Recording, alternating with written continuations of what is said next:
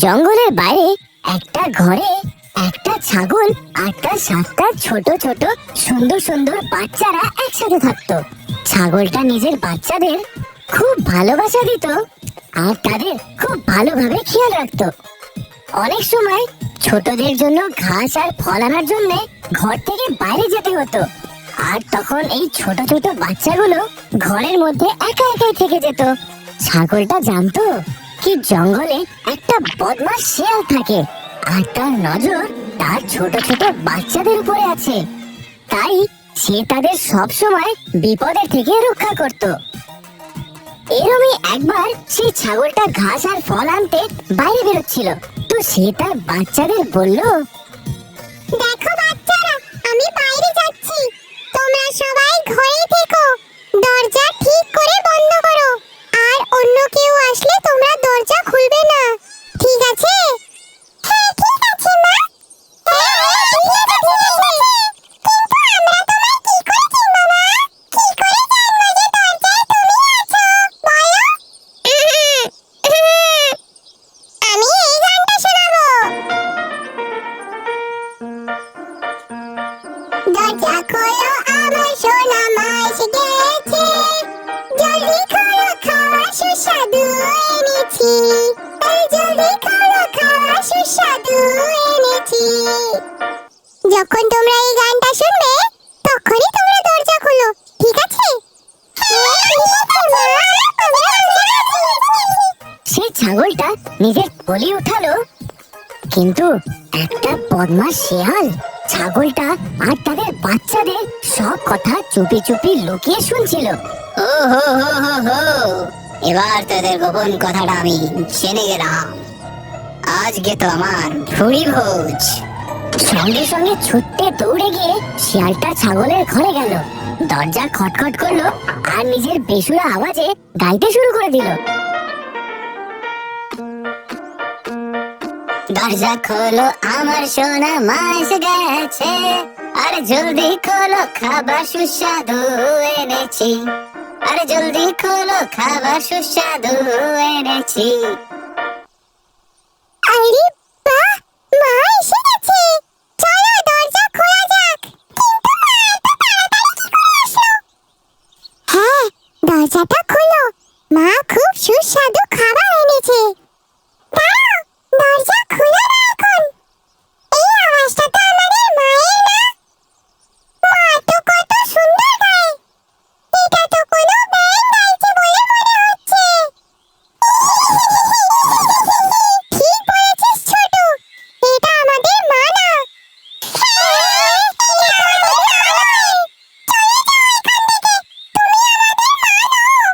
বাইরে দাঁড়ানো সেই শিয়ালটা হয়রান হয়ে গেল। আরে বাবা, আমিই তো তোমার মা, দরজাটা খোলো। আমাদের মায়ের আওয়াজ তো খুব মিষ্টি, আর তোমার তো ব্যাঙের মতন। চলে যাও এখান থেকে।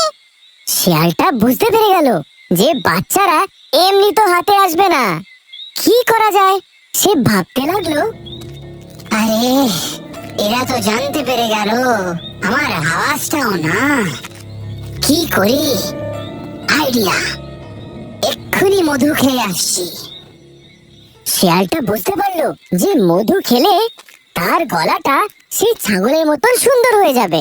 সে জঙ্গলে মৌমাছিদের ছাতা খুঁজলো, তারপরে যেমনি তেমনি ভাবে মধু খেলো আর সঙ্গে সঙ্গে ছাগলের ঘরে আসলো। আরে কি যেন ছিল ওই গানটা? হ্যাঁ, দরজা খোলো আমার সোনা মা যে এসে গেছে, আর তাড়াতাড়ি খোলো যে খাবার মজারই এনেছি। হ্যাঁ এটাই তো ছিল। ছাগলের ঘরে এসে সে দরজা খটখট করলো। শিয়ালটা সেই ছাগলের মতন আওয়াজ বের করার অনেক চেষ্টা করলো। দরজা খোলো, আমার সোনা মা এসে গেছে, জলদি খোলো, খাবার সুস্বাদু এনেছি, আরে জলদি খোলো, খাবার সুস্বাদু এনেছি। মনে হচ্ছে মা এসে গেছে। হ্যাঁ হ্যাঁ, আওয়াজটা তো মায়ের মতো মিষ্টি।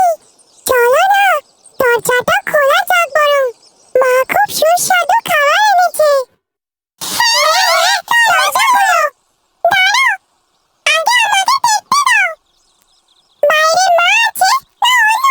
বাচ্চারা দরজার কাছে গেল আর নিজের ফুটো দিয়ে দেখতে লাগলো। ওরা কালো পা দেখতে পেল। ও বলল, এ আমাদের মা নয়, ওনার পা তো ফর্সা ফর্সা, আর এর পা তো কালো কালো দেখতে।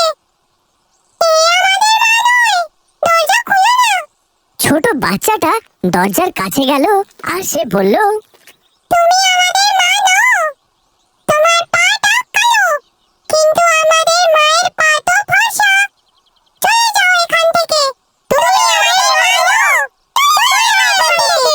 এবার শিয়ালটা হয়রান হয়ে গেল। উফ, এগুলো বাচ্চা না গোয়েন্দা?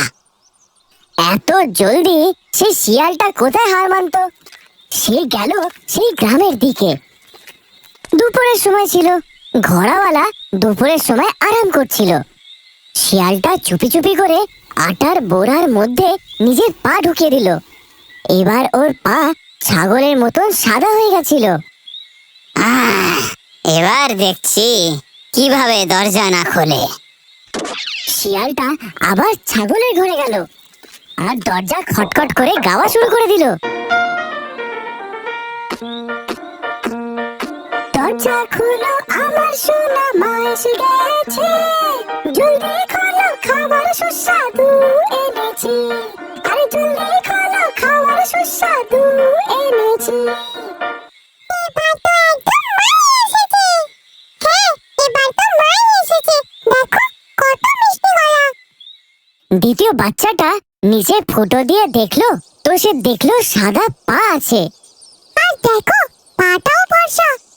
চলো না, দরজাটা খোলা যাক, আমার খুব খিদে পেয়েছে।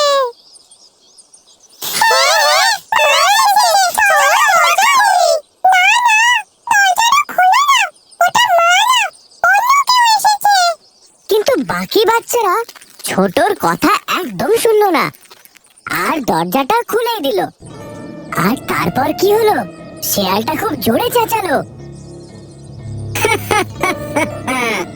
আমার সোনা বাচ্চা, আমি হলাম তোমাদের মা। তোমাদেরকে আমি খাবার দেওয়ার জন্য না, খাওয়ার জন্য এসেছি। শিয়ালটা ঘরের ভেতরে ঢুকে গেল। ওকে দেখে বাচ্চারা অনেক ভয় পেয়ে গেল। সবাই চিল্লাতে লাগলো, বাচ্চারা এদিক ওদিক পালাতে লাগলো আর শিয়ালের থেকে লুকাতে লাগলো। কেউ পর্দার পেছনে লুকালো, তো কেউ খাটের তলায়। একটা বাচ্চা আলমারির তলায় লুকিয়ে পড়লো আর দুটো বাচ্চা একটা বড় বাটির তলায় লুকিয়ে পড়লো। একটা বাচ্চা কিছুই বুঝতে পারছিল না, তো সে ভয়ে কাঁপতে কাঁপতে এক জায়গায় দাঁড়িয়ে পড়লো। এবার কি করে বাঁচবে আমার থেকে? আমি তোদেরকে ধরেই ছাড়বো। শিয়ালটা এক এক করে সব বাচ্চাদের খুঁজলো আর ধরে একটা থলিতে ভরে দিল। থলিটাকে নিজের কাঁধে রেখে খুব মজায় গুনগুন করে জঙ্গলের দিকে চলে গেল। ও হো হো হো, ছোট্ট ছোট্ট মিষ্টি মিষ্টি বাচ্চা, আজকে তো আমার সত্যি ভুড়ি বোঝ। শিয়ালের থেকে বেঁচে সব থেকে ছোট বাচ্চাটা চুল্লির কাছে গিয়ে লুকিয়েছিল। শিয়ালের ধ্যান ওর উপর গেল না আর সে বেঁচে গেল। কিছুক্ষণ পরে যখন ছাগলটা খাবার দাবার নিয়ে ঘরে ফিরলো, তো সে দেখে যে ঘরের দরজা তো খোলা আছে আর ঘরের সব জিনিসপত্র ছড়িয়ে ছিটিয়ে রয়েছে।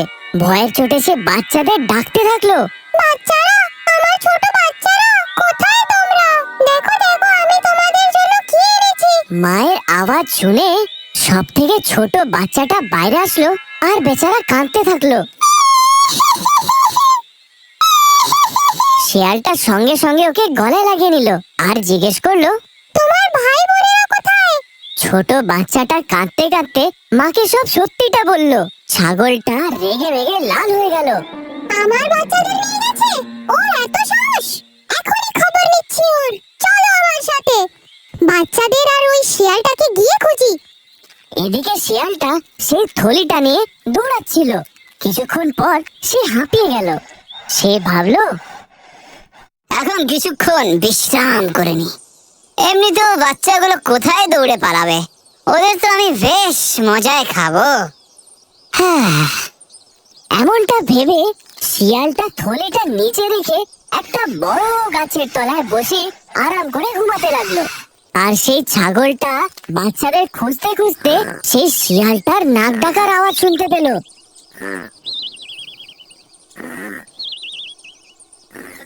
ছাগলটা দেখলো যে শিয়ালটা আরাম করে ঘুমাচ্ছে। পাশে থাকা থলিতে বাচ্চারা এদিক ওদিক নড়ছিল। বাচ্চাদের জীবিত দেখে ছাগলটা নিশ্চিন্ত হলো। আর সে চুপি চুপি করে থলির কাছে গেল আর ওটাকে খুলে দিল। সব বাচ্চারা থলি থেকে বাইরে বেরিয়ে গেল। বাচ্চারা মাকে দেখে খুব খুশি হয়ে গেল। ইতিমধ্যেই সেই ছোট বাচ্চাটা একটা বড় পাথর আনলো আর সেটাকে সেই থলিতে ঢুকিয়ে দিল।